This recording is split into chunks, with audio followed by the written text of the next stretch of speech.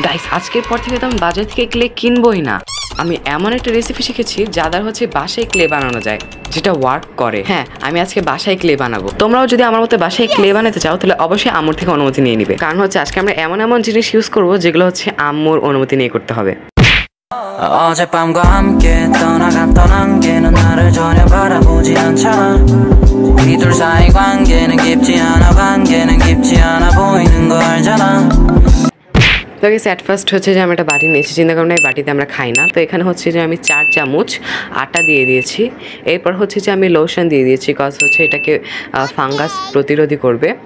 And এখানে কিছুটা মানে গ্লু অ্যান্ড হচ্ছে যে তেল দিব, নারিকেল তেল। আপনারা এখানে সরিষার তেল ছাড়া সকল ধরনের তেল ইউজ করতে পারেন।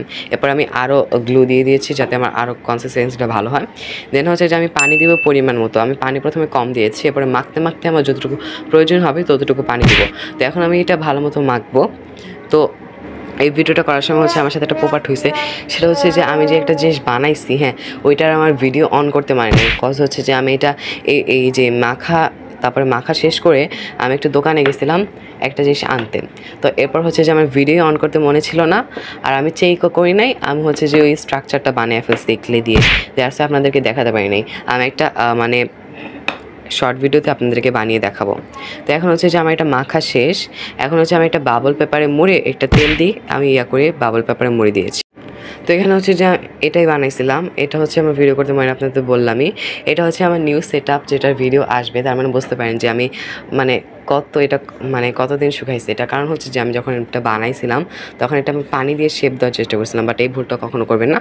এটা হচ্ছে যে একটা মাইনাস পয়েন্ট হচ্ছে যে ক্লে দিয়ে এই ক্লেটার, এটা হচ্ছে যে আপনি ভালো মতো মানে টেক্সচার বা ডিটেল করতে পারবেন না। তো আমি এটাতে হচ্ছে যে ফার্স্টে জেসো দিয়ে নিছি। এরপর হচ্ছে যে আমি একটা এক্সপেরিমেন্ট করতেছিলাম টেক্সচার করার, হ্যাঁ তখন টেক্সচারটা হয় নাই, এক্সপেরিমেন্টে ফেল হয়েছে। এখানে হচ্ছে যে আমি একটু মানে প্যাস্টেল কালার একটা কী বলে পিঙ্ক কালার এখানে আমি ইউজ করছি।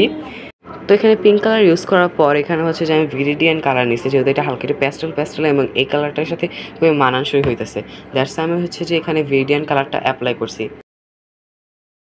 তো এখন হচ্ছে যে আমার স্ট্রবেরির যে বীজগুলো থাকে বীজগুলো দেবো। এখানে আমি কী কালার দিয়ে দিব এর জন্য ভেবেছিলাম আমাদের। দ্যাটস ওয়ে হচ্ছে যে আমি এখানে ইয়েলো কালার দিছি। এটা দিলে একটু ফুটতেছিল এবং ভালো লাগতেছিল। এখানে হচ্ছে যে ইয়েলো কালারটা দেওয়ার পর আমার মাথায় কী চুলকানি উঠছে জানি না, আমি হচ্ছে যে পাতাতেই ইয়েলো কালার দিতে নিয়েছিলাম। দ্যাটস এত পরিমাণে বেকার লাগতেছিল। দেন আমার এই ভিডিওতে আমার 2টা পোপাট, এটাও একটা পোপাট হয়েছে। দেন হচ্ছে যে আমি আবার এটা পানি দিয়ে মিক্স করে নিছি। তারপর হালকা একটু ঠিকঠাক লাগতেছিল। অফ ক্যামেরা আমি পানি দিয়ে ওঠানোর চেষ্টা করছি, বাট হচ্ছে যে ওঠে নাই, অনেক দেরি হয়ে গেছিলো। তো এখন আমার এটা মানে এই স্ট্রবেরিটার কালার করা মোটামুটি শেষ। এখন হচ্ছে যে আমি এটাতে ভার্নিশ করব। তো ফার্স্টে যে মিক্সারটা দেখছেন ওইটা হয়েছে যে 4 দিন আগের। তো এখন এতটুকু যা দেখলেন ওইটা হচ্ছে আজকে সকালের, মানে আমি পরীক্ষার আগের আমি সকালে করে গেছি। এখন হচ্ছে আমি পরীক্ষা দিয়ে আইসা এটাতে ভার্নিশ করতেছি। আর আজকে হচ্ছে আমার লাস্ট পরীক্ষা ছিল। তো আমার হচ্ছে ভার্নিশ করতে ভালো লাগে। আমি কখনোই ভার্নিশে এতটাও মানে ক্ষিপ্টামি করি না। দ্যাটস আমি ভার্নিশে একটু ভুইরা নেই। এখানে হচ্ছে যে আমি ভার্নিশটা অ্যাপ্লাই করার পর এখানে অনেক সুন্দর গ্লোস আসতেছিল। তো এটা দেখে আমার এত ভালো লাগছে এবং এটা আমার কাছে অনেক ভালো লাগছে। আমি যদি এটাতে আরও ভালো মতো টেক্সচার দিতে পারতাম আরও ভালো লাগতো। এখানে হচ্ছে যে একটা ভার্নিশ লেগে গেছিলো।